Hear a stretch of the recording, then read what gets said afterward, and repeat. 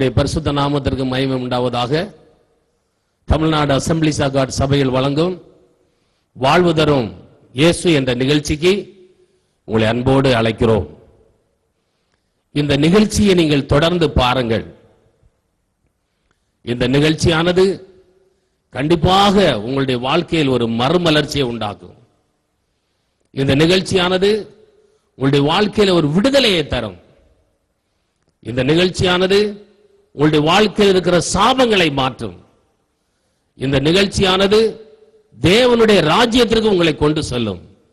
கவனத்துடன் கேளுங்கள். கர்த்தருடைய ஆசீர்வாதத்தை பெற்றுக் கொள்ளுங்கள். கர்த்தர் உங்களை ஆசீர்வதிப்பார்.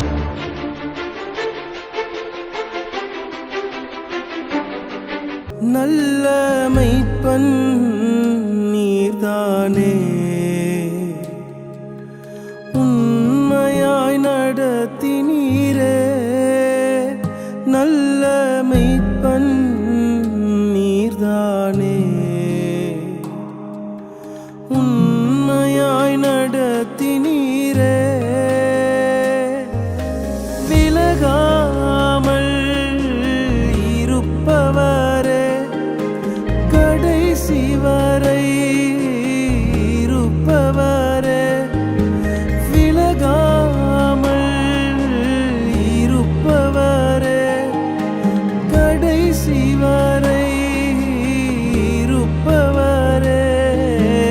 ஆராதனை ஆராதனை எங்கள் ஆயுளெல்லாம் ஆராதனை ஆராதனை ஆராதனை எங்கள் ஆயுளெல்லாம் ஆராதனை.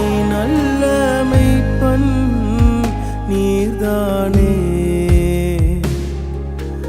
உண்மையாய் நடத்தினீரே.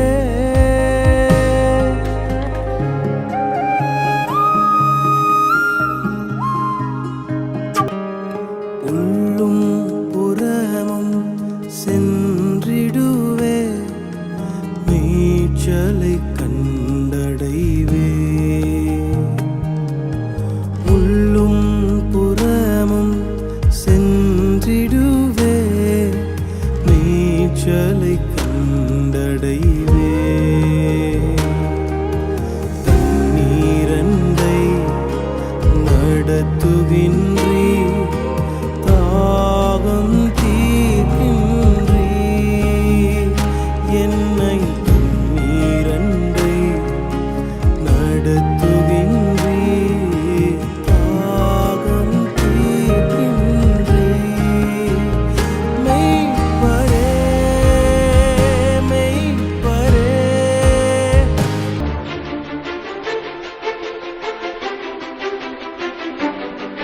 ஆண்டவராகிய இயேசு கிறிஸ்துவின் இனிய நாமம் மகிமைப்படுவதாக. வாழ்வு தரும் இயேசு என்கிற இந்த நிகழ்ச்சிக்கு உங்களை அன்போடு வரவேற்கிறோம். இந்த புதிய மாதத்திலும் கர்த்தர் நமக்காக வைத்திருக்கிற கர்த்தருடைய வார்த்தைகளை உங்கள் மத்தியில் சொல்வதிலே நான் பெருமகிழ்ச்சி அடைகிறேன். என்னோடு கூட நீதிமொழிகள் 21ஆம் அதிகாரத்தினுடைய 31ஆம் வசனத்தை எடுத்துக்கொள்ளுங்கள். நான் வாசிக்கிறேன். குதிரை யுத்த நாளுக்காக ஆயத்தமாக்கப்படும், ஜெயமோ கர்த்தரால் வரும். The horse is prepared against the day of battle, but safety is of the Lord. குதிரை யுத்த நாளுக்காக ஆயத்தமாக்கப்படும், ஜெயமோ கர்த்தரால் வரும். இந்த புதிய மாதத்திலே கர்த்தர் கொடுக்கிற வாக்குத்தத்தம் ஜெயமோ கர்த்தரால் வரும். வாழ்வு தரும் இயேசு என்கிற இந்த நிகழ்ச்சியிலே கர்த்தர் இந்த புதிய மாதத்திலே எனக்கு என்ன வார்த்தை வைத்திருக்கிறார் என்று ஆவலோடு இந்த டிவி நிகழ்ச்சியிலே கர்த்தருடைய வார்த்தை கேட்பதற்கு ஆவலாய் உட்கார்ந்து கொண்டிருக்கிற உங்களுக்கு நேரே புறப்பட்டு வருகிற கர்த்தருடைய வாக்குத்தத்தம் ஜெயமோ கர்த்தரால் வரும். இந்த மாதம் அல்லது இந்த வருடம் மட்டுமல்ல, வாழ்நாள் முழுவதும் விசுவாசத்தோடு நாம் அறிக்கை செய்ய வேண்டிய வார்த்தைகளில் ஒன்று ஜெயமோ கர்த்தரால் வரும். அல்லேலூயா. ஆண்டவருடைய நல்ல நாமம் மகிமைப்படுவதாக. நாம் ஆராதிக்கிற அருமை இரட்சகராக இயேசு கிறிஸ்து நமக்கு ஜெயத்தை தருகிறவர் என்பதை பரிசுத்த வேதம் சொல்கிறது. 2 கொரிந்தியர் 2:14 எப்பொழுதும் எங்களை வெற்றி சிறக்க பண்ணுகிற என்று பவுல் கொரிந்து சபைக்கு எழுதும் பொழுது எப்பொழுதும் எங்களை வெற்றி சிறக்க பண்ணுகிற தேவன் என்று ஆண்டவருடைய நாமத்தை புகழ்கிறார். கிறிஸ்தவ வாழ்க்கையிலே நம்முடைய ஜீவியத்திலே ஜெயமுள்ளவர்களாக வாழ வேண்டும் என்பதை தேவன் விரும்புகிறார். 1 கொரிந்தியர் 15:57 சொல்கிறது, நம்முடைய கர்த்தராகிய இயேசு கிறிஸ்துவினாலே நமக்கு ஜெயம் கொடுக்கிற தேவனுக்கு ஸ்தோத்திரம் உண்டாவதாக. நம்முடைய கர்த்தராகிய இயேசு கிறிஸ்துவினாலே நமக்கு ஜெயம் கொடுக்கிற தேவனுக்கு ஸ்தோத்திரம். ஆமென். இந்த வாக்குத்தத்தத்தை நாம் உரிமை பாராட்டி ஒவ்வொரு நாளும் நாம் அனுபவிப்பது, ருசிப்பது அவசியமான ஒன்று. அதே நேரத்தில் ஒவ்வொரு வாக்குத்தத்தத்திலும் தேவன் வைத்திருக்கிற கட்டளையை நாம் மறந்துவிடக்கூடாது. இந்த வாக்குத்தத்தத்தில் இருக்கிற கட்டளையை கூர்ந்து கவனித்து பாருங்கள். நீதிமொழிகள் 21 முழுமையாக வாசித்து பார்ப்பீர்களானால் நீதிமொழிகள் 21:30 சொல்கிறது, கர்த்தருக்கு விரோதமான ஞானம் இல்லை, புத்தியும் இல்லை, ஆலோசனையும் இல்லை. இந்த அதிகாரம் முழுமையும் வாசித்து பார்ப்பீர்களானால் கர்த்தரை முற்றிலும் சார்ந்து கொள்கிறவர்களுக்கு கொடுக்கப்பட்ட வாக்குத்தத்தம். நீங்கள் கர்த்தரை முற்றிலுமாய் சார்ந்து கொள்கிறவர்களாக இருக்க வேண்டும். கர்த்தரை நம்பி செயல்படுகிறவர்களாக இருக்க வேண்டும். குதிரை யுத்த நாளுக்காக ஆயத்தமாக்கப்படும், ஜெயமோ கர்த்தரால் வரும். கர்த்தர் உங்களுக்கு ஜெயத்தை தர வேண்டுமானால் நீங்கள் அவரை சார்ந்து செயல்பட வேண்டும் என்பதை பரிசுத்த வேதம் நமக்கு மிக தெளிவான ஒரு காரியத்தை சொல்கிறது. நம்முடைய ஆவிக்குரிய வாழ்க்கையிலே ஒவ்வொரு நாளும் நமக்கு போராட்டம் உண்டு. என்றைக்கு அருமை இரட்சகராக இயேசு கிறிஸ்துவை சொந்த இரட்சகராக நான் ஏற்றுக்கொண்டேனோ அன்றைக்கு நான் ஒரு யுத்த களத்தில் நிற்கிறேன் என்பதை மறந்துவிடக்கூடாது. கிறிஸ்தவ வாழ்க்கை என்பது ஒரு யுத்த களம். ஒவ்வொரு நாளும் நமக்கு விரோதமான போராட்டங்கள், நெருக்கங்கள், கிறிஸ்துவுக்காக, சுவிசேஷத்திற்காக, வசனத்துக்காக, பரிசுத்தத்திற்காக நிற்க வேண்டும் என்கிற ஆவலோடு ஆண்டவராக இயேசு கிறிஸ்துவை சொந்த இரட்சகராக உள்ளத்தில் ஏற்றுக்கொண்ட நாள் முதல் நாம் ஒரு யுத்த களத்திலே நிற்கிறோம் என்பதை மறந்துவிடக்கூடாது. வெளிப்படுத்தின விசேஷ புஸ்தகத்திலே 10 முறைக்கு மேலாக ஜெயம் கொள்கிறவன் எவனோ என்ற வார்த்தை மீண்டும் மீண்டும் வருகிறது. வெளிப்படுத்தல் 21:7 வாசித்து பாருங்கள். ஜெயம் கொள்கிறவன் எவனோ அவன் எல்லாவற்றையும் சுதந்தரித்துக் கொள்வான் என்று பரிசுத்த வேதம் சொல்கிறது. ஆதி சபையில் ஜெயம் கொண்ட வாலிபர்கள் இருந்தார்கள் என்று அப்போஸ்தலனாகிய யோவான் சொல்கிறார். 1 யோவான் 2:13-14 ஆகிய வசனங்களை வாசித்து பார்ப்பீர்களானால், பிதாக்களே, ஆதி முதலாய் இருக்கிறவரை நீங்கள் அறிந்திருக்கிறதுனால் உங்களுக்கு எழுதுகிறேன். வாலிபரே, பொல்லாங்கனை ஜெயித்ததினால் எழுதுகிறேன். ஆதி சபையில் இருந்த வாலிபர்கள் பொல்லாங்கனை ஜெயித்தார்கள். அதற்கு காரணம் என்ன? 1 யோவான் 2:14 பாருங்கள். வாலிபரே, நீங்கள் பலவான்களாய் இருக்கிறதினாலும் தேவ வசனம் உங்களில் நிலைத்திருக்கிறதுனாலும் உங்களுக்கு எழுதுகிறேன். நீங்கள் பொல்லாங்கனை ஜெயித்ததினால் உங்களுக்கு எழுதுகிறேன். வாலிபர்கள் ஜெயம் பெற்றவர்களாக இருந்தார்கள். இந்த சத்தத்தை கேட்கிற அருமையான வாலிப மகனே, வாலிப மகளே, உன்னுடைய பரிசுத்த ஜீவியத்திலே, உன்னுடைய பொருத்தனையிலே, உன்னுடைய அர்ப்பணிப்பிலே, உன்னுடைய பிரதிஷ்டையிலே நீ தடுமாறி கீழே விழுந்து உன்னுடைய குற்ற மனசாட்சிக்கு இடம் கொடுத்து நீ பின்வாங்கி போகாதபடி நீ ஜெயிப்பதற்காக, கர்த்தர் உனக்கு ஜெயம் கொடுப்பதற்காக அவர் ஆவல் உள்ளவராயிருக்கிறார். இன்றைக்கும் உனக்கு ஜெயம் கொடுக்கிறவராயிருக்கிறார். ஜெயமோ கர்த்தரால் வரும் என்று பரிசுத்த வேதம் சொல்கிறது. தானியேல் 6:28 வாசித்து பாருங்கள். தானியேலின் காரியம் ஜெயமாயிருந்தது. நம்முடைய வாழ்க்கையிலே நான் உங்களுக்கு சொன்னேன், கிறிஸ்தவ வாழ்க்கையிலே ஜெயத்தை பெற்றுக்கொள்ள வேண்டும். கிறிஸ்தவ வாழ்க்கையிலே நாம் ஜெயிக்கிறவர்களாய் இருக்க வேண்டும். ஆனால் ஒன்றை தெரிந்து கொள்ளுங்கள், கிறிஸ்தவ வாழ்க்கை என்பது ஒரு யுத்த களம். ஒவ்வொரு நாளும் நமக்கு போராட்டங்கள், நெருக்கங்கள், பலவிதமான உபத்திரவங்கள், இவைகளின் மத்தியிலே கர்த்தருக்காக பரிசுத்தமாய் உறுதி உள்ளவர்களாக நாம் ஜீவிக்க வேண்டும் என்பதை கர்த்தர் விரும்புகிறார். இந்த காலை வேளையிலே ஒரு விசுவாசியினுடைய வாழ்க்கையிலே பலவிதமான போராட்டங்கள் உண்டு. ஜெயம் பெற வேண்டுமானால் போராடி ஜெயிக்கிறவர்களாய் இருக்க வேண்டும். ஒரு விசுவாசி தன்னுடைய வாழ்க்கையில எவைகளிலெல்லாம் போராட வேண்டும் என்கிற பல காரியத்தை வேதம் போதிக்கிறது. ஒரு 3 காரியத்தை நான் இந்த காலவெளியிலே உங்கள் மத்தியிலே சொல்லும்படி விரும்புகிறேன். முதலாவது காரியத்தை நான் உங்களுக்கு சொல்கிறேன் பாருங்கள். எபிரேயர் 12ஆம் அதிகாரத்தினுடைய 4ஆம் வசனத்தை எடுத்துக்கொள்ளுங்கள். பாவத்திற்கு விரோதமாய் போராடுகிறதில் இரத்தம் சிந்தப்படத்தக்கதாக நீங்கள் இன்னும் எதிர்த்து நிற்கவில்லையே. ஒரு விசுவாசினுடைய வாழ்க்கையிலே ஜெயத்தை பெற்றுக்கொள்ள வேண்டுமானால் போராட வேண்டும் என்று சொன்னேன். என்னுடைய முதலாவது தலைப்பு பாவத்திற்கு விரோதமாய் போராட வேண்டும். பாவத்திற்காக போராட வேண்டும். நம்பர் 1, ஃபைட் அகைன்ஸ்ட் சின். எபிரேயர் சொல்லும் பொழுது பாவத்திற்கு விரோதமாய் போராடுகிறதில் இரத்தம் சிந்தப்படத்தக்கதாக நீங்கள் இன்னும் எதிர்த்து நிற்கவில்லையே என்று சொல்கிறார். இன்றைக்கு எங்கு பார்த்தாலும் போராட்டங்கள், உரிமை போராட்டம், அறப்போராட்டம், சிறை நிரப்பும் போராட்டம், பெண் உரிமை போராட்டம், எங்கு பார்த்தாலும் போராட்டம். கிறிஸ்தவ வாழ்க்கையில நீங்கள் ஒரு ஜெயமுள்ள வாழ்க்கை வாழ வேண்டுமானால் பாவத்திற்கு விரோதமாய் நீங்கள் போராட வேண்டும். பாவத்தை சீ என்று வெறுக்கிற அந்த வைராக்கியம் உங்களுக்கு வேண்டும். நான் இயேசுவின் இரத்தத்தால் கழுவப்பட்ட மகன் மகள் என்கிற வைராக்கியம் உங்களுக்குள் இருக்க வேண்டும். இந்த பாவத்தை நான் செய்ய மாட்டேன், இந்த துணிகரமான காரியத்தை நான் செய்ய மாட்டேன், இது தேவனை துக்கப்படுத்தக்கூடியது, இது தேவனை வேதனைப்படுத்தக்கூடியது என்கிற வைராக்கியம் உங்களுக்குள் இருக்க வேண்டும்.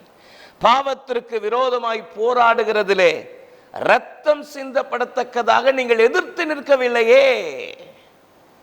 2 பேதுரு 2ஆம் அதிகாரம் 7, 8 ஆகிய வசனங்களை வாசிக்கும் பொழுது, அக்கிரமக்காரருக்குள் வாசமாயிருக்கையில் அவர்களுடைய காம விகார நடக்கையால் வருத்தப்பட்டு நாள்தோறும் அவர்களுடைய அக்கிரம கிரியைகளை கண்டு கேட்டு நீதி உள்ள தன் இருதயத்தில் வாதிக்கப்பட்ட லோத்தை அவர் ரட்சித்திருக்க என்று பரிசுத்த வேதம் சொல்கிறது. லோத் சோதோமிலே குடியிருந்தான். ஆனால் சோதோமினுடைய ஜனங்களுடைய பாவ கிரியைகளை பார்த்து இருதயத்தில் வருத்தப்பட்டான், வேதனைப்பட்டான். நெருப்பில் விழுந்த புழுவை போல துடிதுடித்து கொண்டிருந்தான். இந்த சத்தத்தை கேட்கிற அன்பு சகோதரனே, சகோதரியே, உங்களுடைய என்னுடைய வாழ்க்கையில் இப்படிப்பட்ட ஒரு வைராக்கிய உணர்வு இருக்க வேண்டும். பாவத்திற்கு விரோதமாய் எதிர்த்து நிற்பதில் இரத்தம் சிந்தப்படத்தக்கதாக நீங்கள் இன்னும் எதிர்த்து நிற்கவில்லையே என்று எபிரேயர் சொல்லுவது போல, பாவத்தோடு ஒத்து போகிற தன்மை அல்ல, தேவனுக்கு பிரியமில்லாத காரியங்களோடு ஒத்து போகிற தன்மை அல்ல, தேவனுக்காக நிற்க வேண்டும் என்கிற வைராக்கியம் உங்களுடைய வாழ்க்கையில இருப்பது அவசியம். வனாந்திரத்திலே ஒட்டகத்திற்கு கிடைக்கிற ஒரு உணவிலே ஒன்று சப்பாத்தி கல்லி, முட்கள் நிறைந்த கல்லி. அந்த ஒட்டகம் அதை சுவைத்து சுவைத்து சாப்பிடுமாம். அந்த முட்கள் எல்லாம் குத்தி வாயிலிருந்து ரத்தம் ஒழுவிக் கொண்டிருக்கும், ஆனால் அது சுவைத்து சாப்பிட்டு கொண்டே இருக்குமாம். இன்றைக்கும் அநேகருடைய வாழ்க்கையில பாருங்கள், பாவத்தை நிமித்தம் வருகிற நெருக்கடிகள், சஞ்சலங்கள், போராட்டங்கள். ஆனாலும் மனிதன் பாவத்திலே கட்டப்பட்டிருக்கிறானே, பாவத்திலே கட்டப்பட்டவனாயிருக்கிறானே. நீதிமொழிகள் 23, 29 சொல்கிறது, யாருக்கு வேதனை, யாருக்கு துக்கம், யாருக்கு சண்டை, யாருக்கு புலம்பல், யாருக்கு காரணமில்லாத காயங்கள், யாருக்கு ரத்தம் கலங்கின கண்கள். திரளான ஜனங்கள் பாவத்தில் கட்டப்பட்டிருக்கிறார்களே. இந்த சத்தத்தை கேட்கிற விசுவாசியே, உங்களுடைய வாழ்க்கையிலே பாவத்திற்கு விரோதமாய் நின்று போராட வேண்டும். எபிரேயர் 12:1 அதை தான் சொல்கிறது. நம்மை சுற்றி நெருங்கி நிற்கிற பாவத்தையும் பாரத்தையும் தள்ளிவிட வேண்டும் என்று பரிசுத்த வேதம் நமக்கு சொல்கிறதே. எபிரேயர் 10:26 பாருங்கள். சத்தியத்தை அறியும் அறிவை அடைந்த பின்பு நீங்கள் மனப்பூர்வமாய் பாவம் செய்கிறவர்களாய் இருக்கலாகாது என்று பரிசுத்த வேதம் சொல்கிறது. எபிரேயர் 10:29 தேவனுடைய குமாரனை காலின் கீழ் மிதித்து தன்னை பரிசுத்தம் செய்த உடன்படிக்கையின் இரத்தத்தை அசுத்தம் என்று எண்ணி கிருபையின் ஆவியை நிந்திக்கிறவன் எவ்வளவு கொடிதான ஆக்கினைக்கு பாத்திரவானாய் இருக்கிறான் பாருங்கள். இந்த வசனத்தை வாசிக்கும் பொழுது ஒரு பயம் உண்டாகவில்லையா? சத்தியத்தை அறியும் அறிவை அடைந்த பின்பு ஒருவன் மனப்பூர்வமாய் பாவம் செய்கிறவனாய் இருந்தால் அதற்கு விமோச்சனம் என்ன? இந்த சத்தத்தை கேட்கிற சகோதரா, வாலிபனே, வாலிப மகளே, துணிகரமான பாவம் வேண்டாம். ஜெயமோ கர்த்தரால் வரும். நீ ஜெயத்தை பெற்றுக்கொள்ள வேண்டுமானால் குதிரை யுத்த நாளுக்கு ஆயத்தமாக்கப்பட வேண்டும்.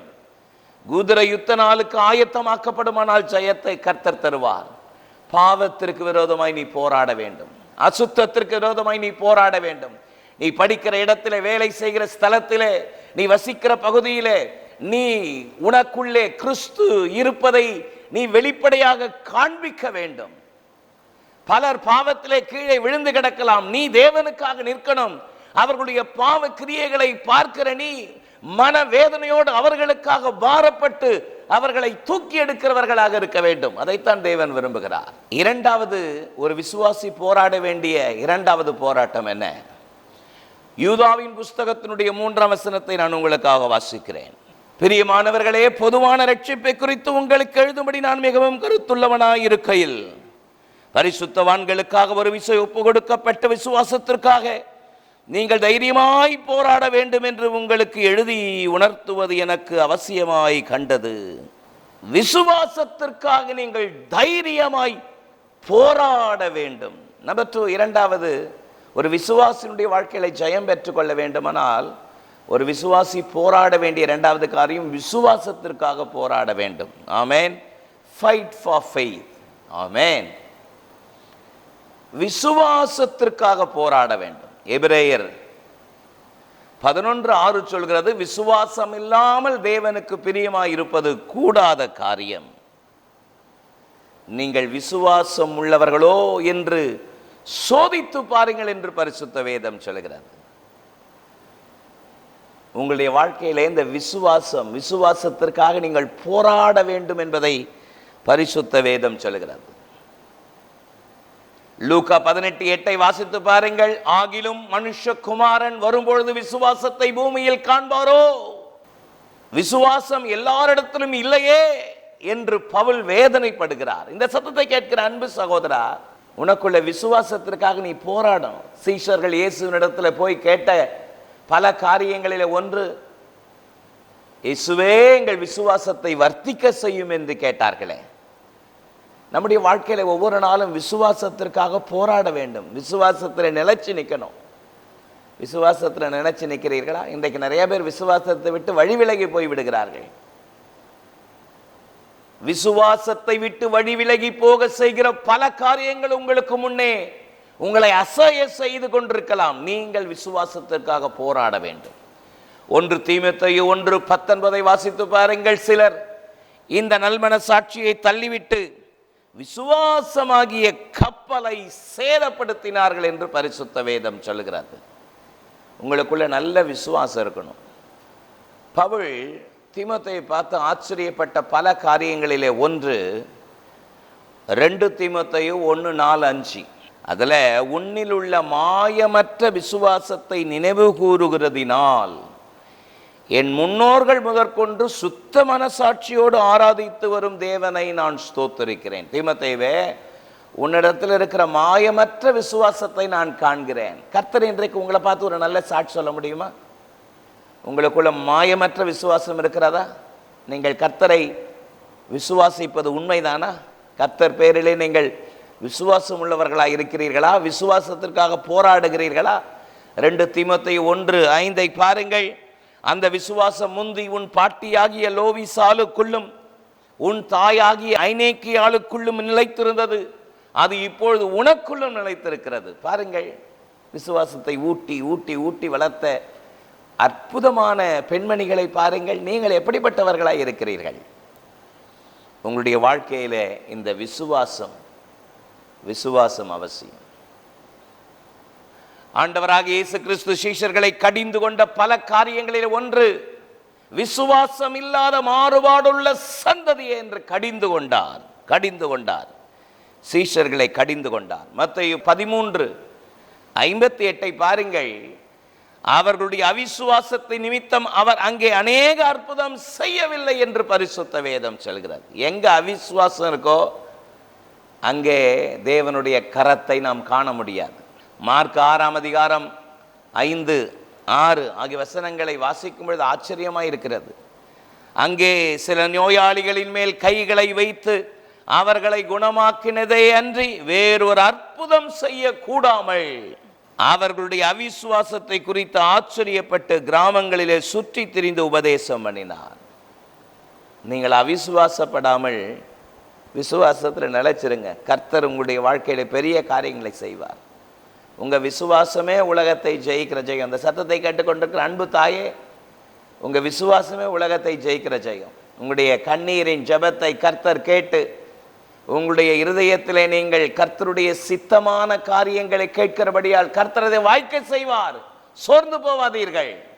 வேலை ஸ்தலத்திலே பலவிதமான நெருக்கத்தின் மத்தியிலே நீங்கள் நின்று கொண்டிருக்கிறீர்கள். கர்த்தரை நம்புகிறீர்கள். நிச்சயமாகவே கர்த்தர் உங்களுக்காக காரியங்களை வாய்க்க செய்வார். இந்த சத்தத்தை கேட்டுக்கொண்டிருக்கிற ஊழியக்காரரே, ஊழியக்காரியே, உங்களுடைய ஊழியத்தின் பாதையிலே வருகிற எல்லா இடர்பாடுகள் மத்தியிலும் கர்த்தர் என்னோடு இருக்கிறார். என்னை அழைத்தவர் கர்த்தர் என்பதை உறுதியாய் விசுவாசியுங்கள். அடிக்கடி உங்கள் அழைப்பிலே ஒரு அவிசுவாசம் வந்து கொண்டிருக்கிறது. அவைகளை கடிந்து அப்புறப்படுத்துங்கள். விசுவாசத்திற்காக போராட வேண்டும். உங்களுக்கு ஜெயம் வேணும்னா விசுவாசத்தில் போராடி ஜெயிக்கிறவர்களாக விசுவாசத்தில் நில்லுங்கள். ஜெயமோ கர்த்தரால் வரும். குதிரை யுத்த நாளுக்காக ஆயத்தமாக்கப்படும். ஜெயமோ கர்த்தரால் வரும். கர்த்தர் உங்களுக்கு ஜெயத்தை தருவார் என்று நான் உங்களுக்கு சொல்கிறேன். அல்லேலூயா. ஆண்டவருடைய அற்புதமான கிருபை நம்மோடு இருப்பதாக. மூன்றாவது, ஒரு விசுவாசியினுடைய வாழ்க்கையில ஜெயத்தை பெற்றுக்கொள்வதற்கு போராட வேண்டும் என்பதை பரிசுத்த வேதம் சொல்கிறது. நாம் மூன்றாவது எதற்காக போராட வேண்டும்?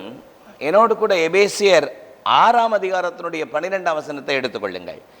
ஏனெனில் மாம்சத்தோடும் இரத்தத்தோடும் அல்ல, துரைத்தனங்களோடும் அதிகாரங்களோடும் இப்பிரபஞ்சத்தின் அந்தகார லோகாதிபதிகளோடும் வானமண்டலங்களில் உள்ள பொல்லாத ஆவிகளின் சேனைகளோடு நமக்கு போராட்டம் உண்டு. மூன்றாவது பாருங்கள், அந்தகாரத்திற்கு விரோதமாய் போராட வேண்டும். Fight against the darkness. அந்தகாரத்திற்கு விரோதமாய் தேவ பிள்ளைகள் போராட வேண்டும். எபேசு சபைக்கு பவுல் எழுதும் பொழுது, ஏனெனில் மாம்சத்தோடும் இரத்தத்தோடும் அல்ல, துரைத்தனங்களோடும் அதிகாரங்களோடும் இப்பிரபஞ்சத்தின் அந்தகார லோகாதிபதிகளோடும் வானமண்டலத்தில் உள்ள பொல்லாத ஆவிகளின் சேனைகளோடும் நமக்கு போராட்டம் உண்டு. ஆமென். அன்பு தேவனுடைய பிள்ளைகளே, பொல்லாத சத்ருவின் கிரியைகளுக்கு விரோதமாய் தேவ ஜனங்கள் போராடி ஜெயிக்கிறவர்களாக இருக்கணும். ஜெயம் சும்மா வராது. ஜெயமோ கர்த்தரால் வரும். எப்போ ஜெயமோ கர்த்தரால் வரும்? குதிரை யுத்த நாளுக்கு ஆயத்தமாக்கப்பட்டால். ஆமென்.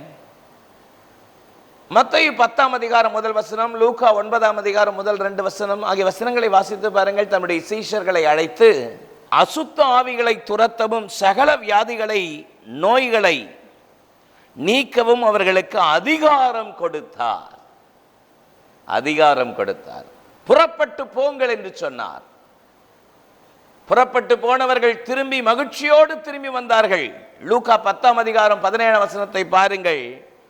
அந்த 70 பேரும் சந்தோஷத்தோடு திரும்பி வந்து, இயேசுவே, உம்முடைய நாமத்தினாலே பிசாசுகள் எங்களுக்கு கீழ்ப்படுகிறது என்றார்கள். 18ஆம் வசனம் பாருங்கள். இயேசு அவர்களை நோக்கி, சாத்தான் மின்னலை போல வானத்திலிருந்து விழுகிறதை கண்டேன். 19ஆம் வசனம், சர்ப்பங்களையும் தேள்களை மிதிக்க சத்ருவினுடைய சகல வல்லமைகளை மேற்கொள்ள உங்களுக்கு அதிகாரம் கொடுக்கிறேன். ஒன்றும் உங்களை சேதப்படுத்த மாட்டாது. இந்த காலவெளியிலே கர்த்தருடைய வார்த்தை உங்களுக்கு நேரே தீர்க்க தரிசனமாய் புறப்பட்டு வருகிறது. ஒன்றும் உங்களை சேதப்படுத்த மாட்டாது. ஆமென். ஒன்றும் உங்களை சேதப்படுத்த மாட்டாது. உங்களுக்கு விரோதமாக உருவாக்கப்படும் எந்த ஆயுதமும் அது வாய்க்காதே போகும். கர்த்தர் உங்களோடு கூட இருக்கிறார். கர்த்தர் உங்களோடு கூட இருக்கிறார். லூக்கா 10:20 பாருங்கள். ஆகிலும் ஆவிகள் உங்களுக்கு கீழ்ப்படுகிறதுக்காக நீங்கள் சந்தோஷப்படாமல் உங்கள் நாமங்கள் பரலோகத்தில் எழுதப்பட்டிருக்கிறதுக்காக சந்தோஷப்படுங்கள் என்றார். பேய் ஓடுது, பிசாசு ஓடுது, பிசாசு நடுங்குது, ஆடுது. இதிலேயே காலத்தை ஓட்டக்கூடாது. இதிலேயே சந்தோஷமாக இருந்து வாழ்க்கையை போக்கிடக்கூடாது. உங்கள் பெயர் ஜீவ புஸ்தகத்தில் இருக்கிறதா என்பதை நம்முடைய வாழ்க்கையில் ஒவ்வொரு நாளும் உறுதி செய்து கொள்ள வேண்டும் என்பதை ஆண்டவராக இயேசு சொன்னார்.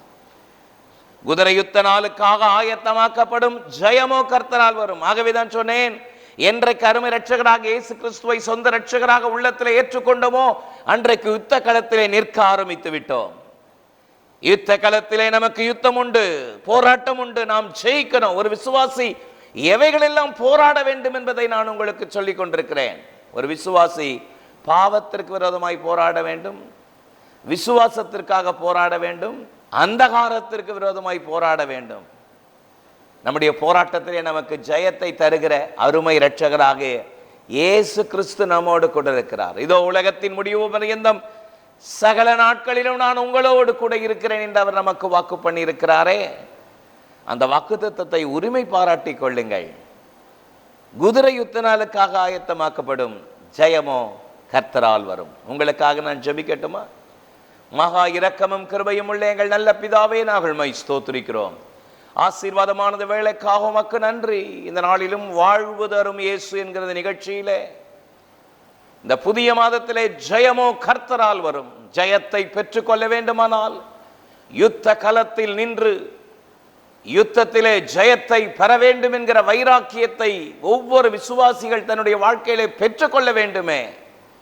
ஒரு விசுவாசி போராட வேண்டிய பல காரியத்திலே பாவத்திற்கு விரோதமாய் போராடு, விசுவாசத்திற்காக போராடு, அந்தகாரத்திற்கு விரோதமாய் போராடி என்கிற இந்த சத்தியத்தை தன்னுடைய இருதயத்தில் பதித்து கொண்டு ஒவ்வொரு நாளும் உமக்கு சாட்சி உள்ளவர்களாக ஜீவிக்க தங்களை அர்ப்பணிக்கிற நம்முடைய பிள்ளைகள் மேல தேவ கரம் இருக்கட்டும்.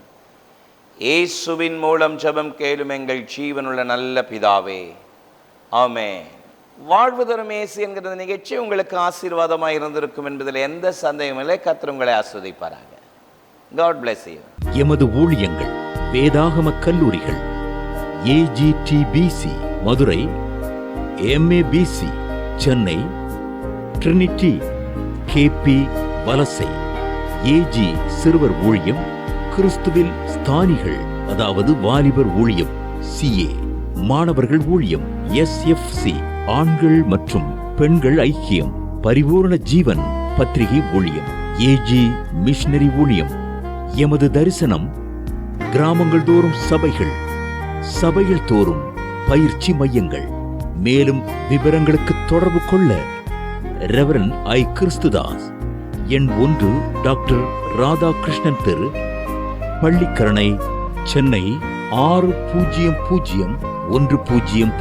செல்போன் 9841298009 மற்றும் 9551181198. Email iChristdas@yahoo.co.in.